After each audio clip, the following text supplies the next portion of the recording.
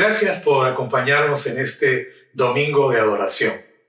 Un domingo peculiar, porque nos ha tocado vivir la Semana Santa más extraña de la que tengo memoria. Y es que de un tiempo a esta parte, estos días están dedicados básicamente al descanso y al relax. Por eso, en broma, algunos han cambiado el nombre de Semana Santa a Semana Tranca. Antes hacíamos todo el esfuerzo para salir de la ciudad. Hoy estamos obligados a quedarnos, a protegernos de este enemigo invisible que acecha en nuestros barrios, en nuestras casas, en nuestras familias. Vivimos una nueva realidad. El mundo ha cambiado en cuestión de semanas. Mi vida no es igual. Ya no soy libre. No puedo visitar, no puedo abrazar a mis amigos y a mis seres queridos. Y las noticias indican que esta situación va a tardar más tiempo del que nos gustaría. Hay preguntas flotando en nuestras cabezas. ¿Sobreviviremos? ¿Seremos capaces de adaptarnos a esta nueva realidad? ¿Cuánto tiempo durará todo esto? Estas son las preguntas con las que llegamos al Domingo de Resurrección, fecha en que celebramos la victoria de Jesús sobre la muerte. Estoy seguro que algunos están preguntándose si es relevante hablar del tema o si más bien deberíamos de hablar sobre cómo aliviar la tensión y encontrar un poquito de tranquilidad en medio de la pandemia. Escúchame, no solo creo que debemos hablar de que Jesús venció la muerte, creo que debemos preguntarnos si realmente creemos que Jesús resucitó. Por eso, hoy quiero comenzar con una pregunta directa. ¿Crees en la resurrección? ¿Crees en la resurrección? Si la resurrección no fuera real, entonces lo único que nos queda es compadecernos los unos de los otros. Pero si fuera real, entonces se convierte en la base para encontrar fortaleza y ánimo. Porque Jesús, que venció la muerte, está sentado a la diestra del Padre, cuidándonos, animándonos e indicándonos el camino para salir, para encontrar la victoria y para volver a celebrar la vida. Entonces, pregunto, ¿crees en la resurrección? La Biblia dice que solo hay 3 reacciones frente a este anuncio. Primero, puedes burlarte. Segundo, puedes pedir más tiempo para evaluarlo. Y tercero, puedes creer. 3 reacciones que aparecen nítidamente el día en que Pablo tuvo que presentarse ante la crema innata de Atenas. Permíteme leer el remate final de esa presentación. En Hechos 17, 30 al 34 encontramos esta historia. Pero Dios, habiendo pasado por alto los tiempos de esta ignorancia, ahora manda a todos los hombres en todo lugar que se arrepientan, por cuanto ha establecido un día en el cual juzgará al mundo con justicia por aquel varón a quien designó, dando fe a todos con haberle levantado de los muertos. Pero cuando oyeron lo de la resurrección de los muertos, unos se burlaban y otros decían, ya te oiremos acerca de esto otra vez. Y así Pablo salió en medio de ellos. Mas algunos creyeron, juntándose con él, entre los cuales estaba Dionisio el Areopagita, una mujer llamada Dámaris y otros con ellos. Como dije, estas palabras describen el momento final de la presentación de Pablo frente a los magistrados, los filósofos, los notables de Atenas. Tengo que contarte la historia completa, porque esta historia comienza con Pablo escapando de la persecución, huyendo, solo, llegando a Atenas con el plan de mantenerse con perfil bajo. Pero la condición social, moral, espiritual de la ciudad lo desafió. Y en cuestión de días, Pablo estuvo hablando de Jesucristo vigorosamente, porque para él Jesús era todo lo que los atenienses necesitaban.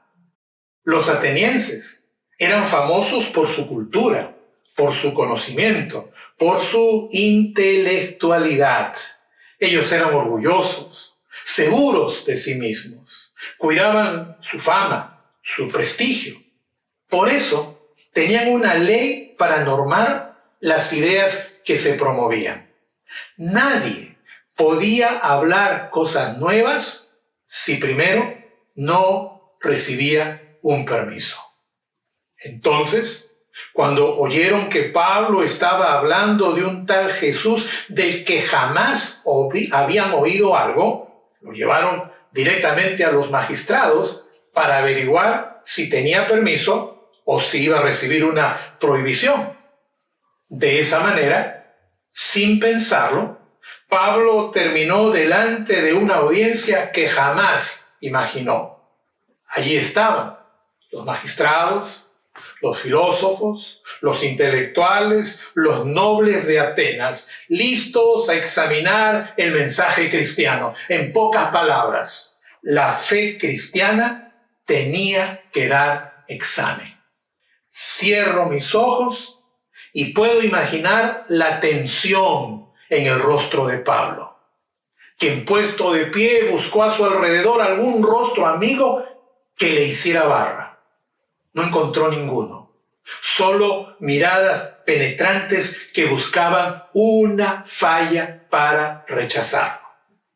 Entonces Pablo comenzó su presentación diciendo: al Dios no conocido, al que vosotros adoráis, es a quien yo os anuncio. La frase inicial hace referencia a la peste que azotó Atenas en el siglo IV antes de Cristo. Una peste que ocasionó la muerte de muchos ciudadanos atenienses. En esa ocasión, frente a la muerte, un sacerdote tuvo una idea: soltar un rebaño de ovejas, ir detrás de ellas, y en el lugar donde se echaban a descansar, el sacerdote ofrecía un sacrificio al Dios no conocido. Y aquí está Pablo, diciéndoles: el Dios no conocido, que una vez les ayudó en su momento de mayor necesidad, es quien me ha enviado a darles un mensaje. ¡Wow! Con esta introducción, Pablo estaba diciéndoles 3 verdades acerca de Dios. La primera: Dios existe. La segunda: Dios es real. La tercera: Dios quiere tener una relación con nosotros. 3 verdades que debes poner a consideración en tu cabeza y en tu corazón. Dios existe. Dios es real. Dios quiere tener una relación contigo. ¿Qué te parece? ¿Qué piensas? Los atenienses no aplaudieron, pero quedaron impresionados. Guardaron silencio. Hicieron una señal para que continuara. Punto para Pablo. Un poco más animado, Pablo comenzó el segundo punto de su presentación. ¿Quién es Dios?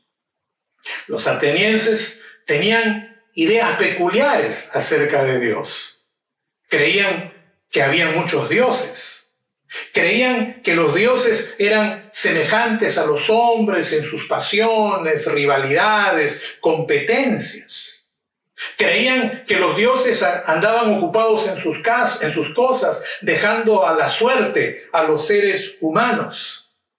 Y ahí está Pablo, diciéndoles que no era así, que Dios es único, que Dios es el creador de todas las cosas, que Dios no necesita de nosotros porque es mucho más grande de lo que podemos imaginar, que Dios sostiene nuestras vidas con su poder.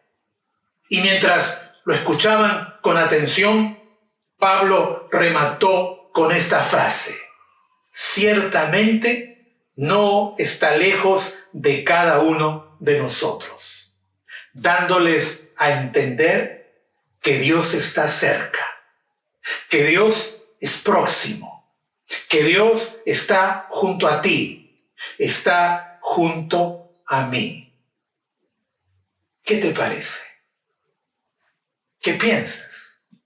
Los atenienses estaban comenzando a comprender los fundamentos de la fe cristiana. Dios está cerca. Dios quiere tener una relación personal conmigo. Otra vez, nadie aplaudió, pero hicieron una seña para que continuara. Punto para Pablo. Entonces, Pablo llegó al final de su presentación. Les había dicho que Dios existe, les había dicho que Dios está cerca. Ahora quería decirles que Dios tenía un mensaje para comunicarles. El mensaje tenía 2 puntos. En el primero, Pablo hizo un llamado al arrepentimiento. Quizá tú entiendes arrepentimiento como sinónimo de quebranto, de lamento, de tristeza. Pero el significado básico de arrepentimiento es dar media vuelta, regresar. Es decir, Dios estaba pidiéndoles que regresen, que vuelvan a sus brazos, que se reconcilien con Él. ¿Qué te parece?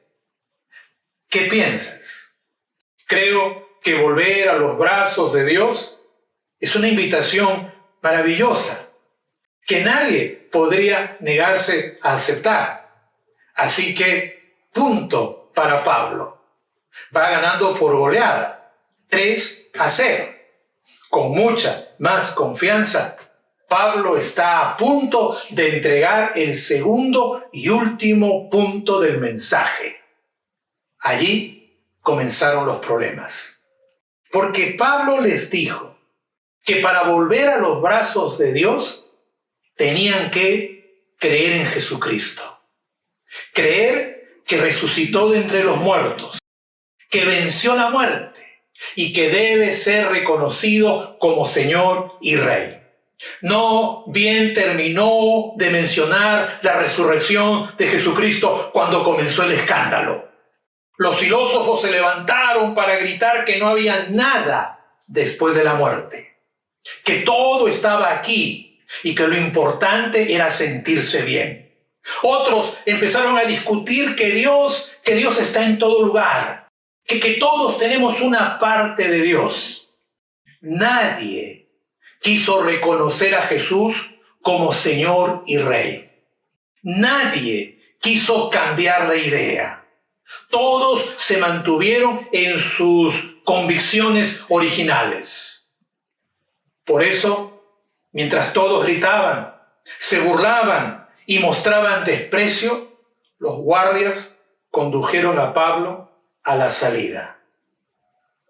Había desaprobado el examen. Es cierto, Pablo salió sin conseguir autorización para seguir hablando. Parece que perdió. Pero mientras abandonaba el recinto, recordó que antes de conocer a Jesús, él había sido como ellos. Que antes de conocer a Jesús, su vida estaba llena de ansiedad y de sentimientos negativos. Y entonces agradeció profundamente la paz y el propósito que Jesús le entregó. Creo que antes de perderse en el camino, mirando a esa multitud que gritaba, Pablo dijo: yo sé que mi Redentor vive.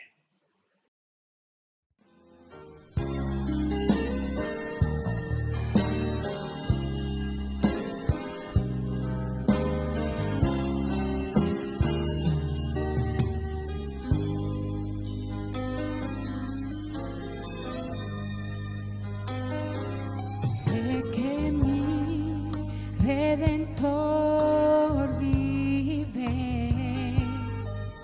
y al fin se levantará. Sé que mi Redentor vive y al fin sobre la tierra reinará. Aunque mi carne sea deshecha, con mis ojos veré a mi Dios. Sé que mi Redentor vive y con él me levantaré.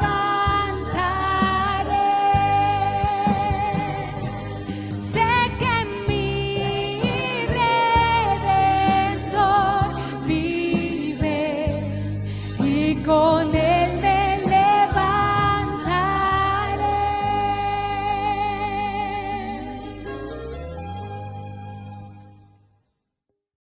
Como dije, ante la resurrección solo hay 3 reacciones posibles. Puedes burlarte, puedes pedir más tiempo para evaluarlo, o puedes creer. Mientras algunos se burlaron y pidieron más tiempo, hubo un grupo de personas que decidieron creer y juntarse con Pablo. Entre los que decidieron creer y seguir a Jesús, se menciona a 2 personas que estaban en extremos opuestos. Se menciona a un hombre llamado Dionisio, noble, educado, presidente de la Corte Suprema de Atenas. Y se menciona a una mujer llamada Dámaris. Las mujeres nobles no estaban en las plazas. Esta era una mujer que no tenía una buena reputación. Estaban en los extremos. Y yo creo que está puesto así para enseñarnos que Jesucristo no rechaza a nadie. Y para enseñarnos que todos necesitamos de Él. Jesús no rechaza a nadie. Todos necesitamos de Él. Escúchame. Jesús es todo lo que tú necesitas, pero debes reconocerlo como tu Señor en tu vida. Jesús quiere darte paz y propósito, pero debes entregarle tu vida y comenzar a seguirlo. ¿Quieres hacerlo? ¿Quieres comenzar a creer vigorosamente en la resurrección? Entonces, ora conmigo. Amado Jesús, yo creo que tú derramaste tu sangre en la cruz. Creo que venciste la muerte. Creo que hoy estás vivo y te invito a ser el Señor de mi vida. El Señor de mi vida. Amén. Por favor, envíame un mensaje y juntémonos virtualmente. Hay mucho que debemos hablar. Dios te bendiga.